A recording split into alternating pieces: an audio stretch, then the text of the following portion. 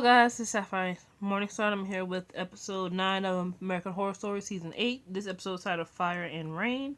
So basically, this is the last episode before the season finale, and guess what? We're still in freaking flashbacks, people. I mean, I love the way the show has been going, but it's like, okay, we got one episode left, and I don't know if they're gonna sit down and cram everything in the season finale. It's just, ugh. But anyway. In this episode, we start off with Jeff lamenting the stupidity of the world, and basically he's just ready for the apocalypse. He's like, man, kind of stupid. This is stupid. Our world needs to end already. So he and Mutt began to plan to construct outposts around America, places where survivors can congregate to live through the impending disaster. Frustrated at her lack of control within the cooperative, Miss Venerable quits her job. Though Mutt and Jeff offer her a new one before she can leave, the head of Outpost 3. Here they tell her she will be able to make her own rules and not answer to anybody. So basically what happens is, Ms. Venerable is tired of serving Jeff and Mutt, right? And so she's like, you know what, I'm gonna quit. So then Jeff and Mutt tell her that, that the cooperative is who everybody works for. And they said the cooperative is basically just a new name for the Illuminati. Which I had a feeling it was if I was gonna use that word, it was gonna come up, because that's basically the whole conspiracy. If you ever watch any conspiracy theories videos on YouTube, or like search certain websites, like what's a popular one, the Vigilant Citizen, all they do is do articles and videos on the Illuminati, basically celebrity that's in the Illuminati. So basically, according to what is put into the show American Horror Story, and of course the conspiracy theory, is that the Illuminati consists of people, or the elites, who basically they run everything. So we're talking about the president, we're talking about the British royal family, we're talking about celebrities, even though I don't think Beyonce or Taylor Swift will actually be in the same level as the British royal family and the president. Just saying. But anyway, but it's basically, people who run the companies. So that would be Disney, Bill Gates, people who make video. Pretty much they control everything. Your banking, your video games, your movies, your TV, what you put in your food, basically all that stuff. They're evil. They're sold to the devil, and they're trying to corrupt mankind. In this case, get ready to create a new world order for Satan himself and his son, Antichrist. Okay. So basically, that's basically what it is. So basically, that's how Miss Venerable got to be so. I make the rules in Outpost 3. I'm Miss Venerable, and that explains why she wants everybody to wear the Victorian clothing.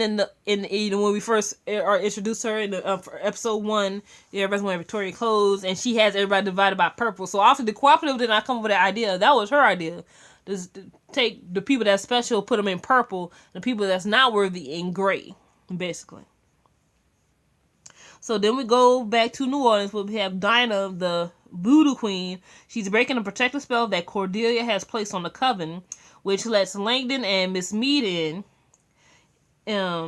In return, Landon asks his father to greenlight a 13 episodes of Dinah's new talk show. So that's how Dinah probably ended up surviving, because now she's a talk show host. So basically, she sold her soul to Satan for a damn TV show. I'm just like, this is the Antichrist. Shouldn't y'all be working together? Witches and voodoos and the warlocks. See, this is what happens when you're divided. You guys can't come together and stop the real evil, which is the Antichrist. See? Shame. So basically, at the coven, he kills everybody. He was coming back to kill everybody. Michael meant that. He was coming to kill everybody. And exactly what he did. Everybody died. So this is basically Zoe dies, Queen dies, and Miss Bubbles dies. So that's why we don't see Zoe and when they return, and this is why we also don't see Queenie. They gone. So frustrated that Cordelia has escaped, Landon complains to Meade, unaware that Mutt and Jeff have programmed her in a way that means they can control everything that she says and does. So through Meade, the two convince Langdon to meet with them to further his plans. Here they tell Langdon that the cooperative is a new name for the Illuminati, as I stated before, an organization of elites who have sold their souls to the devil in exchange for worldly gifts. They tell Langdon that the Illuminati will help him in his plan to end the world. So basically, what we're getting here is that the Antichrist himself is not really the evil one, if you think about it. The evil ones are actually mankind, because Michael's plan to pretty much rule the world was, I'm gonna become president and work his way from there.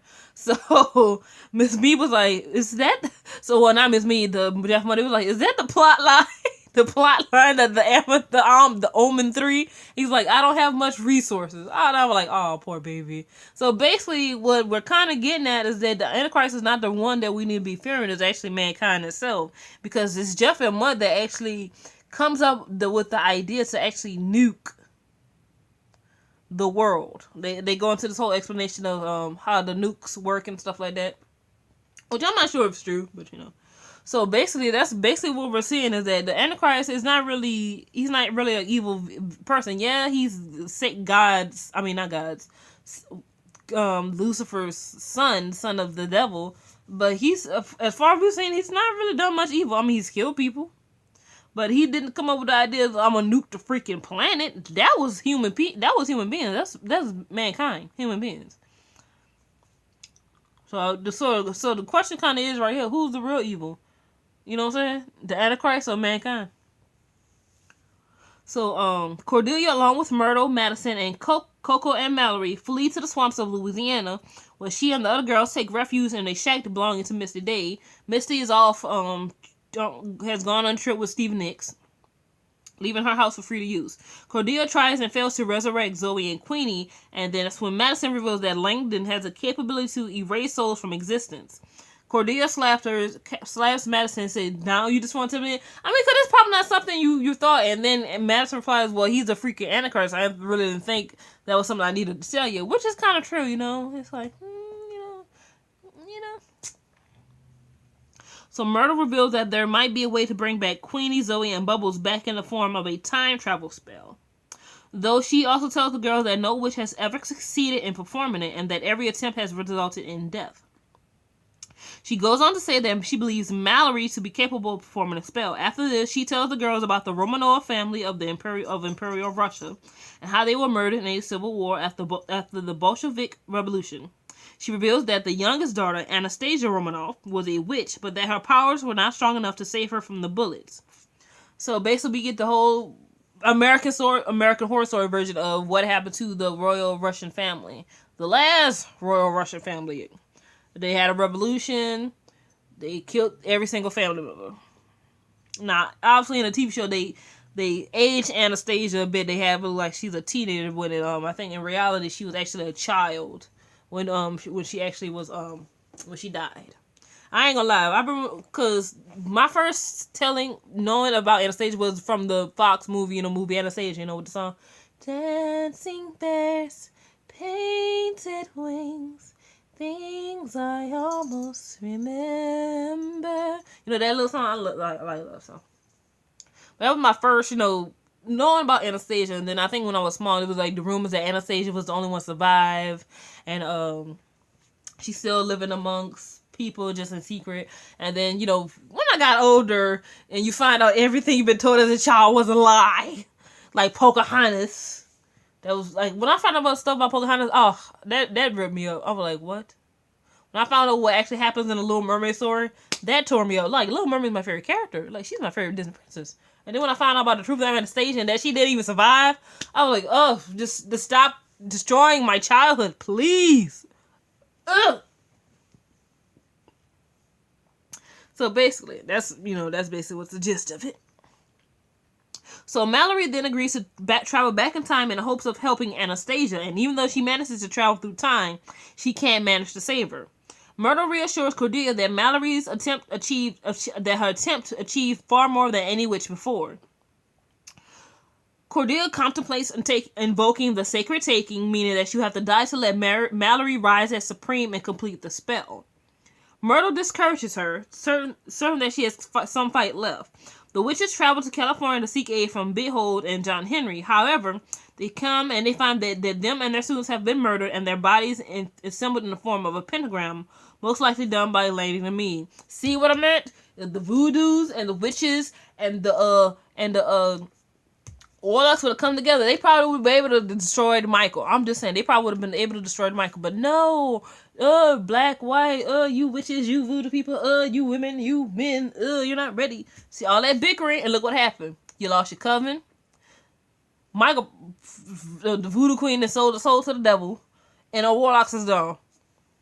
Just saying. So Langdon then meets with the cooperative, informing them of his plans to end the world via nuclear annihilation. He reveals the plans for the outpost and encourages them to be loyal to his father and help him in his plan. So basically what seems like is going to be happening, because obviously we're going to have American Horror Story Season 9, and each season is a different storyline. So obviously if we have a Season 9, we kind of need the world, right? So this is why we probably have been introduced to the whole time travel spell. So I have a feeling that what they're going to do, episode 10 is going to bring us back to the present. We're going to do Mallory's going to perform a time travel spell. And it's probably gonna go back to, because they're gonna have to stop the birth of the Antichrist. So I have a feeling they're probably gonna go back to a time in the murder house before either they're gonna stop Michael from being born, or they're gonna stop Michael as a child, probably kill him as a child before he ages himself. I have a feeling that's what might happen. So they're either gonna stop him before he's born or kill him while he's a child, And then if they kill him as a child, then obviously the nukes never happen. There's no Outpost 3. All those people that sold their souls to the devil, probably they'll burn in hell for it, obviously. But the waiting for the Antichrist will have to take some. Obviously, it's gonna happen. I mean, it's in the Bible. If you're a religious person, you probably follow your Bible to the T.